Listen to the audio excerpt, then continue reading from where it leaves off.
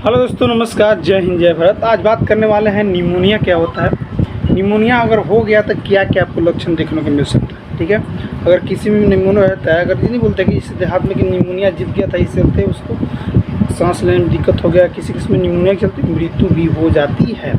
ठीक है, तो बात करते हैं निमोनिया में कि निमोनिया क्यों होता है, अगर हो गया तो क्या क्या इसको निदान किया जा सकता है, कैसे निदान किया जा सकता है, उससे बचाव क्या किया जाता है। ठीक है, और कौन से बैक्टीरिया इससे इफेक्ट करते हैं ताकि आप परेशान हो सकते हैं। ठीक है, इसे बता दूं कि निमोनिया होता है, जिससे निमोनिया आपके फेफड़े में बैक्टीरिया, वायरस या कवक के कारण होने वाला संक्रमण होता है। निमोनिया के कारण आपके फेफड़े में ऊतक में सूजन, या ये भी होता है कि सूजन, ऊतक में क्या होता है कि सूजन हो जाती है। ठीक है, ऊतक में सूजन हो जाने पर क्या होता है कि आपके फेफड़े में तरल पदार्थ या यहाँ तक मवाद भी बन जाता है फेफड़े में। ठीक है,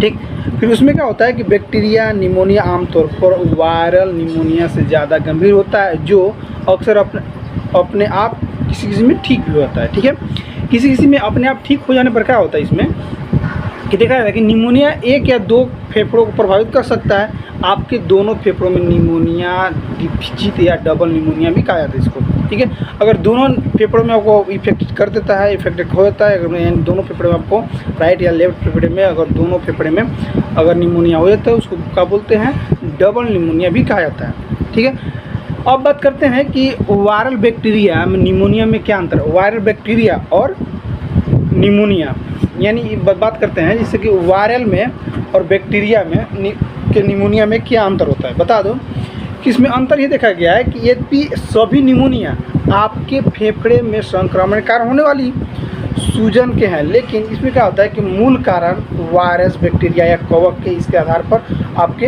अलग अलग इसमें हो सकते हैं। ठीक है, इसमें अलग अलग होने पर क्या देखा जाता है इसमें कि जैसे कि बैक्टीरिया निमोनिया वायरल निमोनिया की तुलना में अधिक आम और अधिक गंभीर होता है। इसके लिए अस्पताल में भर्ती होने की संभावना होती है।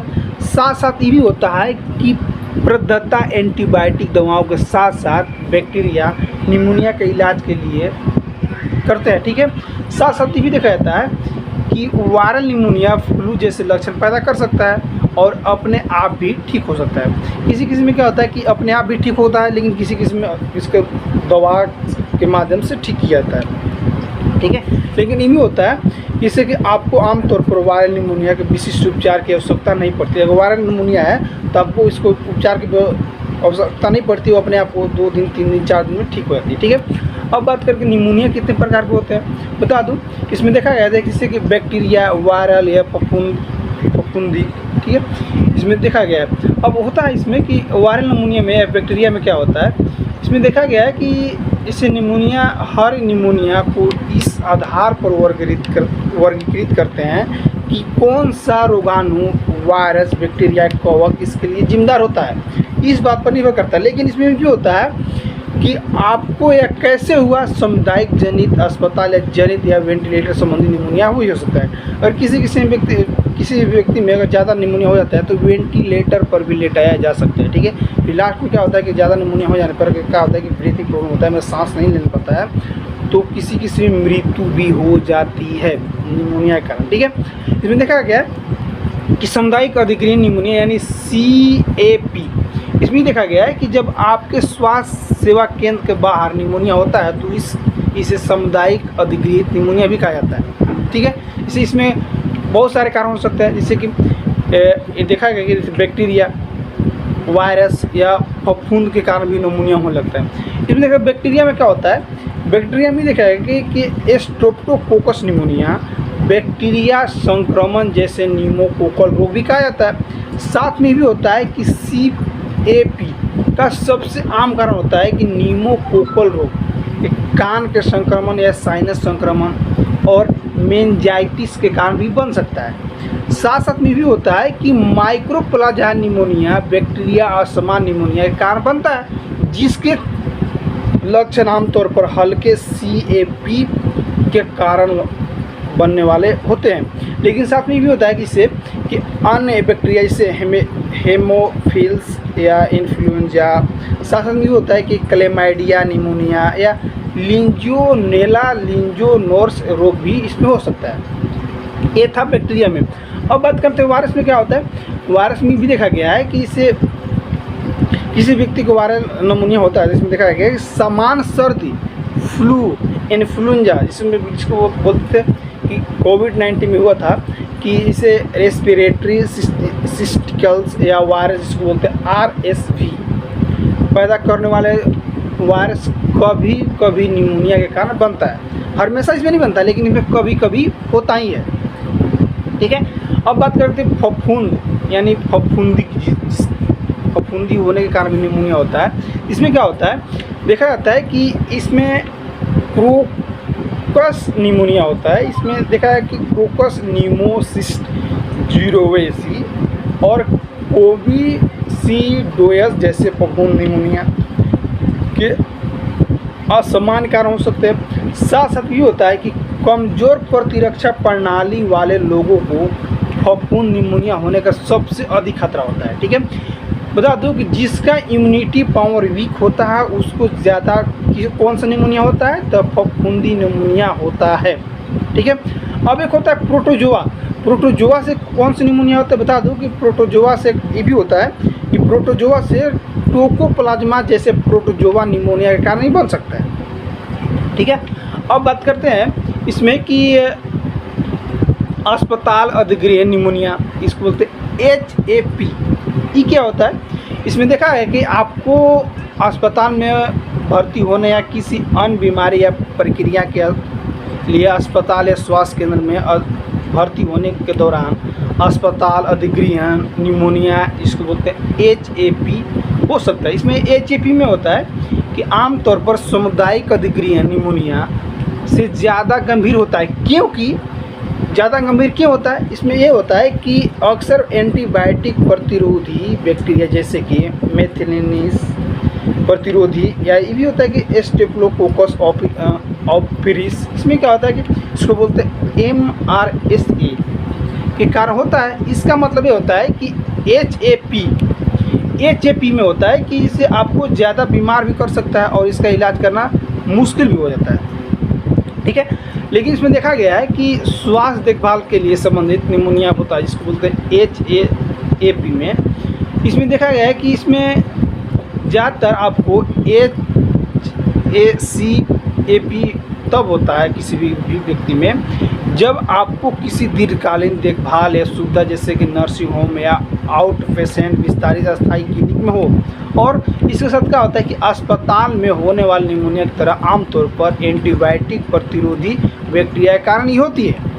ठीक है।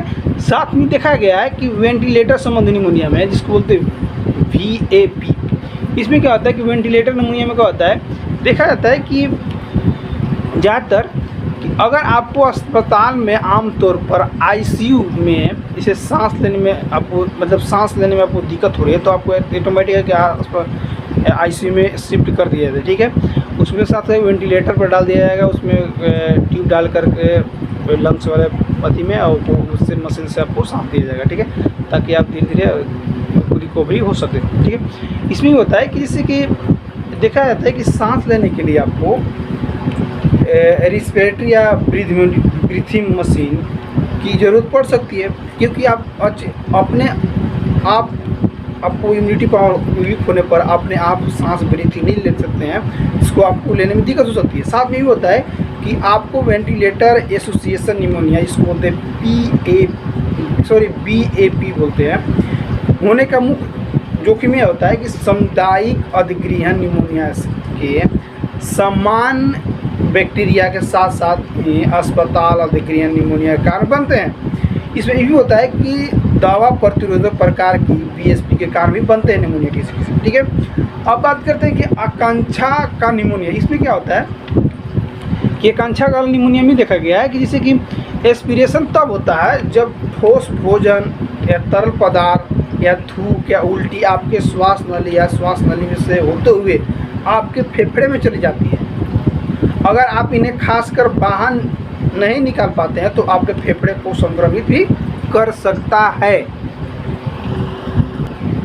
एक बात और नोट कर लीजिएगा कि बता दूं, किसी व्यक्ति के अगर निमोनिया होता है तो इसमें देखा जाता है कि जैसे कि कैसे बता सकता है कि मुझे निमोनिया है या सामान्य सर्दी जुकाम या फ्लू है।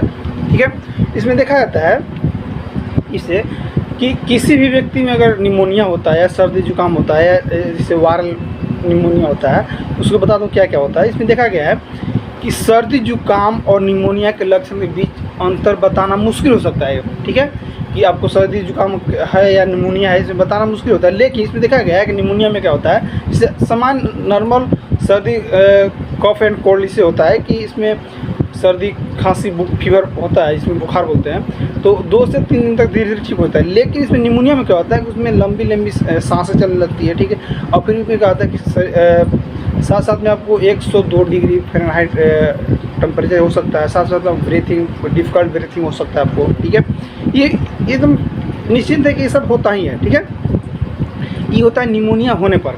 लेकिन इसमें बता दूं क्या होता है कि इस सर्दी जुकाम और निमोनिया के लक्षण के बीच अंतर बताना मुश्किल होता है, लेकिन किसी किसी में मुश्किल तब होता है जब वो अच्छी तरह से सांस ले रहा है, सर्दी खांसी है तो उससे निमोनिया नहीं हो सकता। लेकिन वही ब्रीथिंग प्रॉब्लम होता है और सांस लेने में दिक्कत होता है और टेम्परेचर ज़्यादा हो तो सब कर सकते हैं निमोनिया है। ठीक है, इसमें तो देखा गया है कि, और बता दूं कि केवल एक स्वास्थ्य सेवा प्रदाता ही आपको निदान कर सकता है, जो मतलब डॉक्टर ही आपको बता सकते हैं कि निमोनिया है, ठीक है, कि निमोनिया नहीं है। लेकिन इसमें देखा गया है चूँकि निमोनिया जानलेवा हो सकता है। किसी किसी में क्या होता है, निमोनिया बहुत तेज़ी से फैलने वाला बीमारी है जो आपको सीधा अटैक लंग्स पर करता है। ठीक है, इसलिए गंभीर लक्षणों के लिए चिकित्सा सहायता लेना महत्वपूर्ण होता है। जो कि बता दूं कि लक्षण क्या क्या होता है। किसी व्यक्ति में अगर जैसे निमोनिया हो गया तो क्या क्या आपको लक्षण देखने को मिल सकता है। इसमें पहला होगा लक्षण कि छाती में जकड़न या दर्द होगा। ठीक है, दूसरा सांस लेने में दिक्कत होगा, आपको डिफिकल्ट ब्रीथिंग होगा, लंबी लंबी सांस लीजिएगा। ठीक है, क्या होता है कि जो कफ होते हैं वो जमने लगते हैं चेस्ट में, तो जिसकी वजह से आपको डिफिकल्ट ब्रीथिंग होता है। ठीक है, लंग्स में पानी भरने लगते हैं, इसकी वजह से आप निमोनिया हो सकता है। ठीक है, निमोनिया होने पर क्या होता है कि अगर किसी भी छोटे बच्चे को अगर देखा गया है कि अगर किसी भी व्यक्ति छोटा बच्चा को अगर एक बार निमोनिया होता है तो बोलते हैं कि लोग 5 साल तक आपको झेलना पड़ेगा। लेकिन ऐसा किसी में होता है, सभी में नहीं होता है। ठीक है, क्योंकि उस पर उसका इम्यूनिटी पावर पर डिपेंड करता है कि अगर उसका इम्यूनिटी पावर स्ट्रॉन्ग रहता है तो उसको निमोनिया होने के चांसेस कम हो जाते हैं, और उसके इम्यूनिटी पावर ज़्यादा वीक है तो निमोनिया हो सकता है। ठीक है, तो बात कर रहे थे कि जैसे पहला कि जैसे अगर आपको निमोनिया हो सकता है उसका मैं लक्षण बता रहा था। पहला छाती में जकड़न या दर्द होगा, आपको सांस लेने में दिक्कत होगा, लंबी लंबी सांस लीजिएगा। साथ में होगा कि 102 डिग्री फ़ारेनहाइट तक यानी 38.88 डिग्री सेल्सियस या इससे अधिक फीवर आपको हो सकता है निमोनिया होने पर। ठीक है, ये भी होता है जैसे पीले या हरे या खून वाले बलगम या थूक के साथ खांसी आ सकता है। ठीक है, आपको खांसी भी होने का खतरा हो सकता है। ठीक है, ऑटोमेटिक है कि निमोनिया होने पर खांसी होगा या ब्रीथिंग प्रॉब्लम होता ही है, ऑटोमेटिक। ठीक है, अब बात करते हैं कि निमोनिया होने का सबसे अधिक खतरा किसे होता है। बता दूं, निमोनिया होने का सबसे अधिक खतरा इसमें देखा है कि 2 वर्ष से कम वाले बच्चों को और 65 वर्ष से अधिक वाले बूढ़े जो एडल्ट होते हैं गार्जियन होगा उनको होने के चांसेस ज़्यादा होता है। ठीक है, इसमें देखा जाता है कि ज़्यादातर 2 ही लोगों को ज़्यादा निमोनिया होता है, या तो 2 साल से जो नीचे होते हैं बेबी उनको हो सकता है, जो बच्चे होते हैं उनको हो सकता है निमोनिया होने के चांस होता है। दूसरा हो सकता है 65 वर्ष जिनका उम्र हो जाता है उनसे प्लस जो होता है उनको निमोनिया होने के चांसेस हो जाते हैं। ठीक है, अब ये भी देखा जाता है कि इसमें साथ साथ ये भी होता है कि जैसे कि फेफड़े या हृदय की बीमारी से पीड़ित तो क्या होता है, इसमें बहुत सारे हो सकते हैं। जैसे फेफड़े या हृदय की बीमारी से पीड़ित है तो आप बता दो कि इसे सिस्टिस फाइब्रोसिस या अस्थमा क्रॉनिक, इनमें होता है कि इसे ऑब्स्ट्रक्टिव पुल्मोनरी या ये होता है कि एम्फीडेमिक सीमा या पुल्मोनरी फाइब्रोसिस, या ये भी होता है कि सार्कोइडोसिस भी आपको हो सकता है। ठीक है दोस्तों, ये था निमोनिया के बारे में। अगर मेरा वीडियो आपको अच्छा लगे लाइक कीजिए, कमेंट कीजिए, शेयर कीजिए। थैंक यू, बाय, जय हिंद, जय भारत।